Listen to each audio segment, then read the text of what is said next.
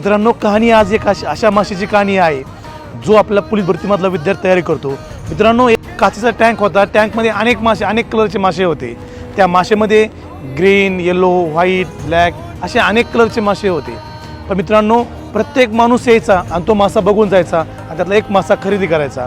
प्रत्येक माणूस असा कालांतराने प्रत्येक दिवस घडत गेला आणि त्यातले मासे संपत गेले। शेवटला एक ग्रीन येलो कलरचा मासा राहिला आणि तो मासा ज्या टायमाला तो एकदम उदास राहत होता, पण अचानक एक शेजारच्या टँकमधला मासा जेव्हा त्या टँकमध्ये आला तेव्हा त्या माशापाशी आला, त्याला विचारलं, अरे यार तू का रे, तू इतका नर्वस असतो? तेव्हा त्या माशाने सांगितलं, अरे यार सर्व माझ्याकडले जेवढे मासे होते सर्व विकत घेतले, पण मला कोणी विकत घेतलं नाही।